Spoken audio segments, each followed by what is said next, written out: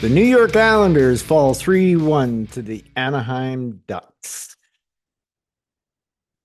I should throw into the lowly Anaheim Ducks. Yes, they are over 500 and the Islanders aren't over 500, but I still believe they're the lowly Ducks. And yet we still lost 3-1 tonight. How? That was just a horrible effort by the Islanders tonight. The shots are so misleading, 42 to 22. So misleading. And it's the quality of the chances. It's the quality of the chances. Now, granted, I will say this.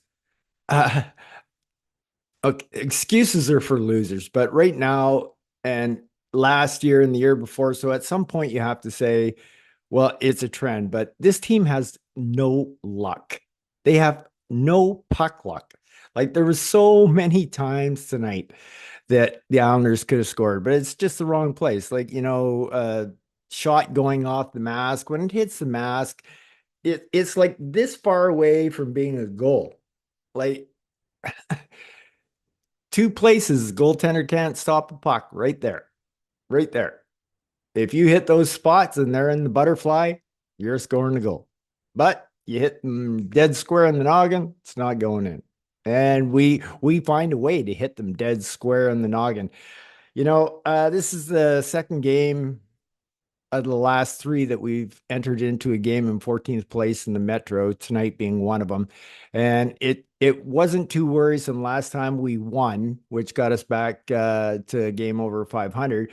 And now we are a game below 500. And it wasn't too worrisome as long as we stuck around 500, because if we won tonight, technically we could have went into a playoff spot.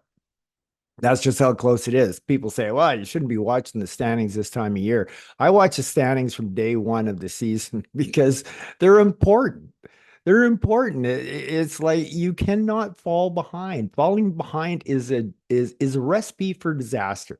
You will never come back from that. Once you fall behind, it's done so rare that a team can fall into a hole. And if they do, they better have the talent to work themselves out of it. And I'm not sure the Islanders right now do with the way they're playing. I mean, oh man.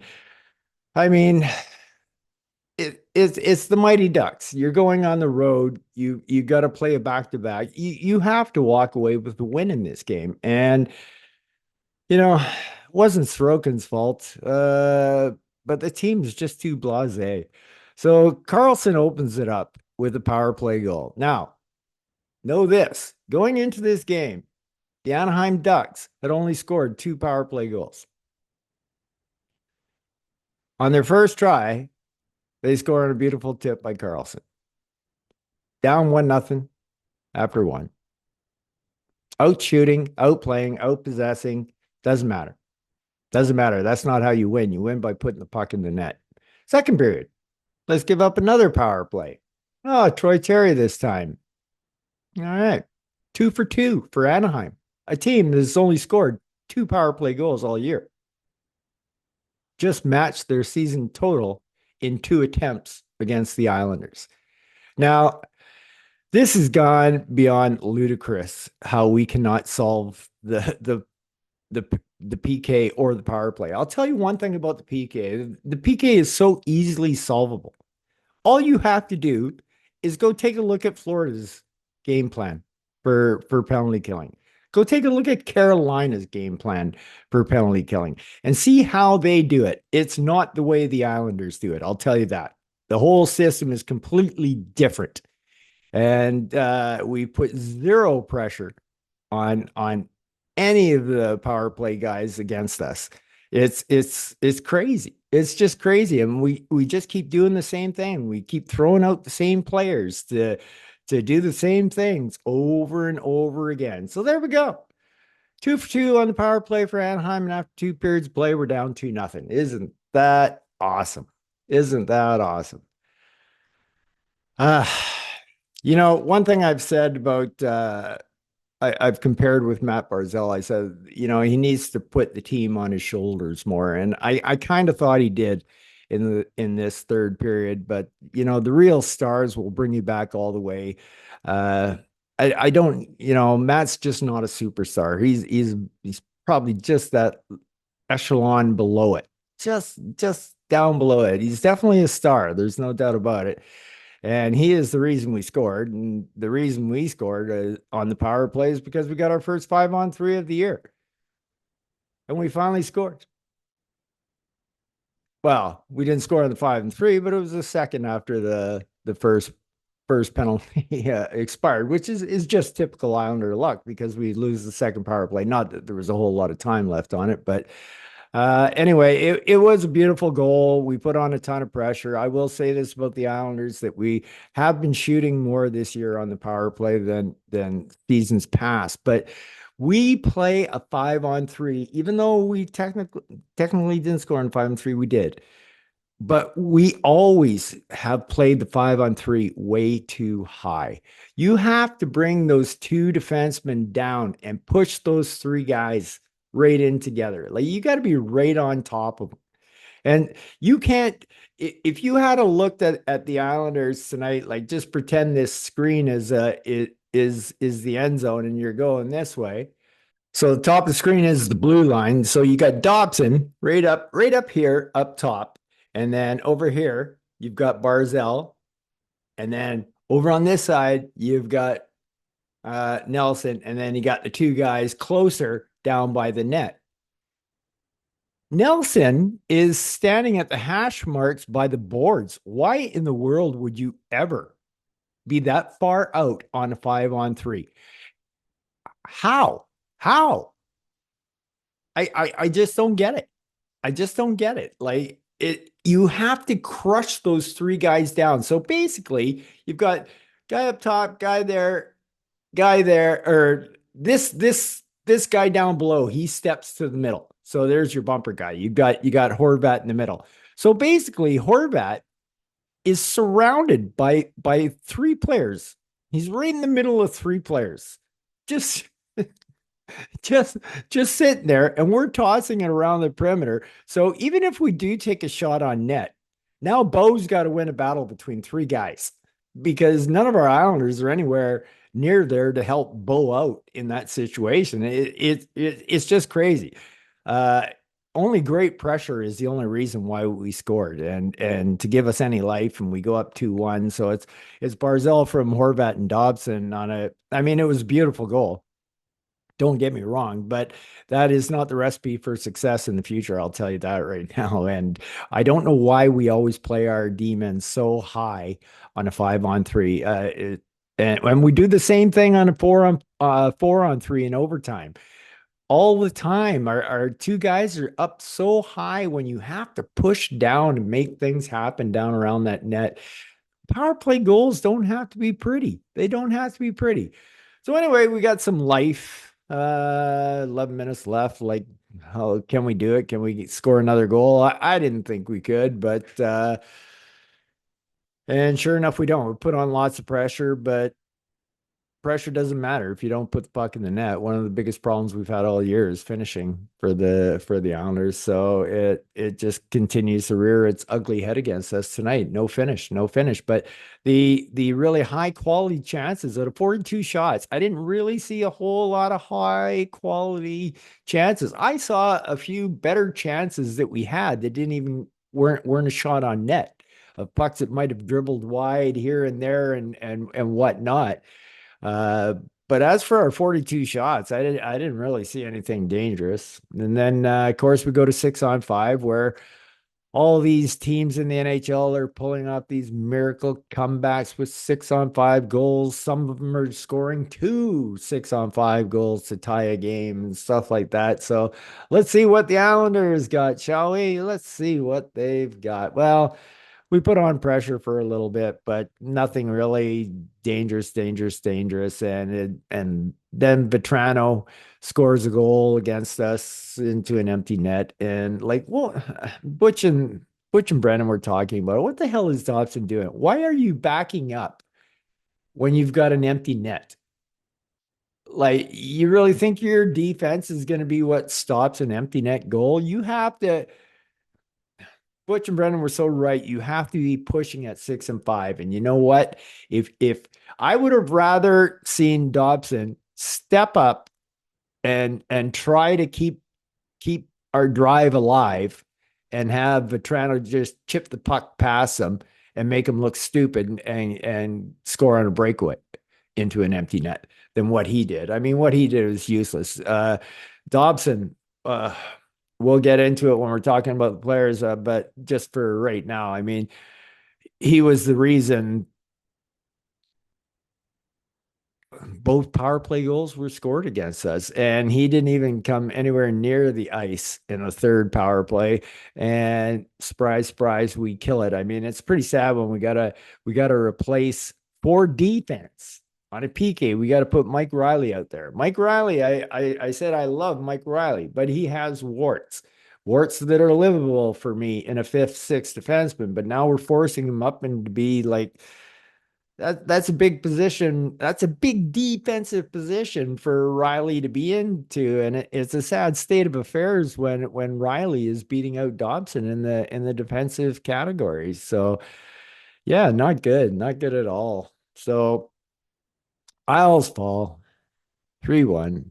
Got another game tomorrow. That's the only positive that we really have is that there is another game tomorrow. So hopefully, hopefully we'll forget about this one in a hurry, but I don't know. It's very disappointing. Very disappointing. Ilya had a good game. He didn't let us down at all. I mean, the goals were goals that he had no chance on. Uh, all right, let's start talking about the players. I thought Sipakov had another good game. Nothing outstanding or anything, but I thought he just had a very solid game. It was nice. I was It was nice to see him thrown up there with Barzell in the last two shifts of the game with him, and I thought he looked really good. And he got off quick release. That was his only shot on net. But I mean, we're just if we've got to rip Siplikov off line number two to get that first line going, we're basically spinning our wheels because once again tonight, second line was our best line until uh Bars kind of picked it up in the third, but Bars was pretty much out there with everybody. So it wasn't so much that the first line was starting to look good again as Wah threw all the players in a blender for about the last two periods, I guess, pretty much. Pretty much did that. So there wasn't a whole lot of semblance to the lines. However, I did notice Simon Holstrom out there bringing down the first line. Um, again tonight. And the funny thing about it is, excuse me, it's not like he had a bad game. He just doesn't fit Horvat and Barzell. It's not him. He fits that third line better. He seems more comfortable in that type of position, and that's where he belongs. And first line is not the place for him. He did have one opportunity where he had a chance to score tonight that was pretty close. One thing I wanted to touch on with Sipakov tonight again before I leave Holstrom is such amazing moves at the blue line tonight, just to slow down play and keep the advantage. I just love the guy's vision. I know I've ranted about it before. So anyway, overall, not a bad game for Holstrom, but not what we needed. We needed him to be a part of the reason why the first line is scoring. That didn't happen tonight, which threw everything into total chaos for the evening. So already talked about Barzell, our only goal scorer, but it was -1 tonight. That would probably be the empty netter. Yeah, it would be. It was the only goal that was scored tonight that was a plus or a minus. So for his efforts, he gets a minus. But I really thought he threw the team on his back in the third period and was skating like crazy out there. And he did eventually put it in the net, but Matt also had a couple of glorious scoring opportunities tonight that he didn't convert on. And once again, this goes back to our finish. Now I know you can't score on every goal or every shot. I get it.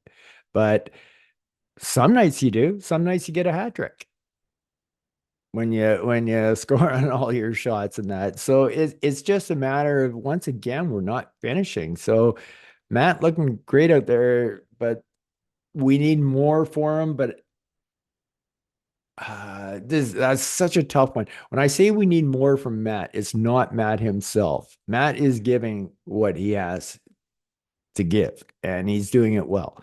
However, we need more because we need a player to be able to play with them. Like, for example, it seems to be this big mystery. Who are we going to put him with? Well, one guy that Matt Barzell had chemistry with before, I don't know about Horvat, but if you're looking for patchwork until Duclair gets back, why are we not giving Anders Lee a shot up on the first line? I mean, he's got chemistry with Barzell. We know that. We just always thought we could get better for Matt than Anders on his line. However, Anders is a perfect fit for that line when injuries are involved. When you start getting depleted, that's the beauty of it. That's the beauty of having depth. But once again, that's Peter, Robin, Paul, because the third line is playing well. Like, in my opinion, right now, and it's been for ever since Holmstrom's been on the first line. The second line has been our first line. The third line's been our second line, and our first line has been our third line. And that's pretty much it. And our fourth line, wow. Whoa. I don't even want to talk about our fourth line, but I guess eventually I'll have to get into that. But yeah, overall, I thought Matt had a pretty good night. 5 shots on net for Matt is good. And I do notice I am going to give kudos to the Islanders. At least they're shooting this year on the power play. And in other situations, they try to shoot more. I'm just not sure we had a whole bunch of high danger shots tonight. But you know what? I'd rather be putting rubber at the net than not putting it at the net at all. So we just need to crash and bang, get to the net, get the rebounds, and we just haven't been getting any luck in those scrambles. We've been hitting posts, we've been having pucks dribbled by. So eventually that tide's gonna turn, I think. Maybe. No, this is the Islanders. Maybe not. No, eventually, hopefully it'll turn. So, Horvat, once again, I still think he's affected more by Holmstrom on the line than Barzell. Uh, Bo needs somebody to play with. I mean, he's got Matt for sure, but as a threesome, you need to be able to pin that team down in for pressure. You need a player like an Anders Lee who's gonna do all the board work while Matt and Bo do their thing. That's how a line works. And and then the guy, the mucker, the board guy who's doing all the work, he has the talent to score too. Anders knows how to put the puck in the net. So voila, all of a sudden you've got yourself a first line. But no, let's try Holmstrom. Let's try a whole and throwing Casey Cizikas back up there with him again. Don't get me wrong, I love Casey Cizikas, but once again, not a first line player. And he's not bad patchwork, but when you got Anders Lee, he's proven already. I get it. You don't want to break up the third line. I don't either. I don't want to break up the third line, but I'd put Holstrom on that third line and bring Lee up for sure. If that was the situation. What I'd really like to do, well, everybody knows what I'd really like to do. I just repeat myself enough. Engvall should be down in the AHL. Yeah. Wallstrom should be on the first line, right? Yeah, we all know that song and dance. I've already talked about it enough. Engvall, wow, 2 penalties tonight. Not going to get mad at you for your 2 penalties, Engvall, but that's the last thing you wanted to do. Neither one of those was a penalty. And, if it was close, then I'd get mad at you and say, well, then why do it? But neither one was even really close. So how can you be mad at Engvall? Uh, I could definitely see the extra effort out of Engvall tonight. I could. He was skating, he was trying to do everything. But you know what the problem is? Anybody? Oh, I'll tell you what the problem is. He's just not that good of a hockey player. That's the problem. So kudos to him to give him the effort and whatnot, but he's just not that good. And our fourth line, uh, I didn't see anything good out of it. I mean, you know, fourth line got more minutes than they normally get too. Now they did come out an even, but there was no plus minus goals tonight. So, but they came out an even. So I'll give them that. But they got hemmed in an awful lot. There was one time there, I think there was what 5:30 left in the game, and we had a face off in our own zone, and we put out that fourth line, and we're down a goal. And then that fourth line gets hemmed in for like 45 seconds in our own end. What are you doing, Patrick? What the hell are you doing? Now I know he started cutting down some ice time at the end of the game, but nah, not enough. Not enough. Fashing, I thought he was okay for his return. He's pretty much get same effort of Fashing you always get, but he only got like 7, 8 minutes of ice time tonight. So he wasn't out there a whole lot. And the time that he was out there, unfortunately, he was defending in our own zone. So not a good night for the not a good night for the fourth line again. Again, I say that again. I thought Kyle Palmieri had his worst game of the year tonight. That was definitely Kyle's worst effort of the season. I definitely say that. Uh, he just wasn't engaged. He wasn't engaged like he normally is engaged in the game and getting shots off and whatnot. None of it was there. It was just one of those nights for Palms, even though I still think that the second line was our best line until everything got mixed up. I did think Anders Lee had a good game. I thought he had an excellent game. Anders stuck out to me tonight as somebody who was having a good game amongst a bunch of people who weren't having very good games. So I was really impressed with Anders tonight. Good effort, great board work, made things happen. He was one of the reasons why the Islanders had a lot of puck possession down in the offensive zone. He was retrieving pucks, winning board battles. Good game by Anders. McLean once again out in an island. I thought again tonight. I felt for him. He's working his butt off, but I know I know most teams fourth liner don't have high quality talent on the side, but yeah, we got to put out something better than that. Uh, yeah, enough said about that. Pajot. Ooh, what a hit. What a hit. What a hit. That was a beauty. Man, I could feel my lungs cave in as that one was hit. And when he went off the ice, I knew he wasn't injured. I knew he wasn't injured, but he was praying to get some oxygen into those lungs because he had every bit of air taken out of his body on that hit. That was solid. That was a beautiful open ice hit by Pajot tonight. I thought Pajot was pretty good. Third line was good. They've been better, but they still had a fairly good night out there. Uh, yeah. So what a hit! That was a beauty. The one thing though is with the face-offs with Pager, yeah, I find it so frustrating. Like, I mean, Anaheim is a weak face-off team, and we walk in and we're fairly good at face-offs and whatnot. And we pretty much win the face-off battle tonight, but we lose every important face-off there is in a game. When we've got the power play, we lose it. Puck goes down the ice. Then we got to regroup. Then we got to do our drop back pass twice to kill off 30 seconds before we get back into the zone again. It's just it can get pretty frustrating to say the least. To say the least.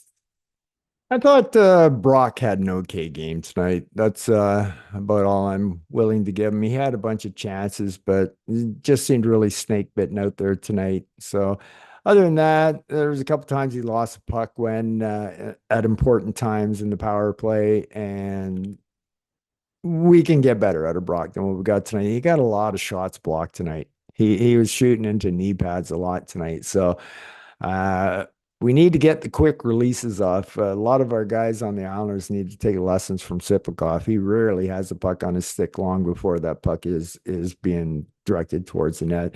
And the way Anaheim was blocking tonight, and they were pretty much collapsing in front of the net, that's kind of what we needed to do, and we kind of didn't do it. So yeah. Let's see. Cizikas. Well, it was an okay game from him. Nothing special.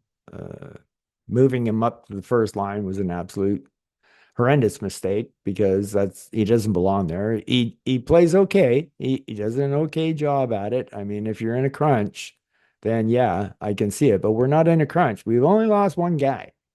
That doesn't mean that our whole roster should be in shambles because of it. And so just as the first line is not Holmstrom's spot, it is also not his spot either. So let's get somebody up there who could play first line. Wally.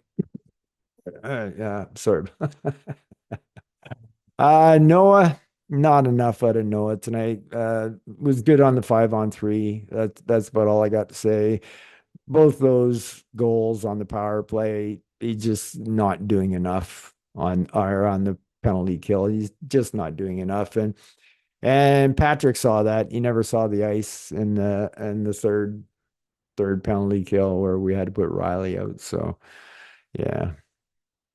Scotty Mayfield, I thought Scott was pretty much his normal self. He didn't do anything bad at all out there that I saw, other than play pretty solid defense. I don't think the Islanders played great, but it's not like we played bad because we only gave up like 22 shots. So when it comes to defense, and that the guys did well. Mayfield did good, but one guy who didn't do well, it was Cholowski. Holy moly, moly, moly! This guy is a turnover machine. We have to have a better seventh defenseman than that. Is Sam Bolduc injured? What has happened to Bolduc? Because I'm ready to give him. There's got to be somebody else too. Uh, like I definitely see the offensive skills in Cholowski. There are no doubt there, but wow, the guy can't play defense to save his life. So yeah, no bueno, no bueno. Get whoever our next guy in line is, give him a shot tomorrow night. That's how I felt about Cholowski's game tonight. So yeah. Adam Pelech and Ryan Pulock were both so stellar again tonight. They really and Pelly getting involved in the defense, and I like that he's throwing the rubber at the net. I like that. And it's good to see. He's you can see he's trying to throw a little bit of an offensive spark into the game to try to help the Islanders get going. But defense has just been absolutely outstanding. So no complaints there at all. Not in the least. Not in the least. So Mike Riley had a few giveaways, but he's gonna have a couple a night as long as they're not really egregious, which they weren't tonight. They were just, be stronger on your stick, make a stronger pass than what you did. And other than that, I saw him trying to get into the game offensively. He was trying to get in the play and whatnot. It just didn't happen for him tonight. But he did a good job on PK when he came in for the third one. So good job by Riley tonight. That brings us to Mr. Sorokin, who had an excellent game. Wasn't really overly pressured too much, but he made some great saves and didn't have a chance on the goals that were scored against him. The only thing that I noticed is he could have had a couple scored against him tonight that weren't scored. So but hey, that's part of being a goaltender. Take the good with the bad. It was a good game by Ilya. He's not the reason we lost this game. That is 100% for sure. As a team, we just need to start finishing our plays and start scoring some goals. It's getting to the point of ridiculous. The penalty kill is beyond bizarre. I just don't get it. Like seriously, guys, just take a tape of Florida and study it, and then you bring those guys in and you go, see what they're doing here? Do that. That's how you solve our PK. As for our power play, I don't know what the solution is for our power play. I mean, it did look good on the 5-on-3, but what most power plays on 5-on-3 usually do look pretty good. Maybe 80% of them look good, 20% don't. So the odds had to fall in our favor, and it was a wicked shot that actually got the goal for us. So yeah, there's a very disappointing loss. So with us being in 14th place in the Metro, it didn't really hurt us too bad because we were in that 500 mix. Now with this loss dropping below 500, we're in 14th place and kind of solidly in 14th place. Before we kind of had, like games in hand and everything on other teams. And as long as we stayed 500, it was all cool, but it's not cool now. So, uh, we better pick it up tomorrow night, and it's not going to be very easy against Columbus because Columbus has been taking it to teams when they come into Columbus and beating them badly. I mean, they beat the Oilers 6-1 last night. Sure, they didn't have McDavid, but they beat the Oilers 6-1. And they're scoring a lot of goals. Is on they're playing for Johnny. And they're playing really good at home, at least for sure. So we should have won against the team tonight. We didn't, but we know that's the NHL of today. You don't beat all the teams that you're supposed to, but you better not lose to two in a row. And as good as Columbus might be playing right now, cannot afford a loss to them. So anyway, I'll see all you guys and girls again tomorrow night. You guys all take care and peace out.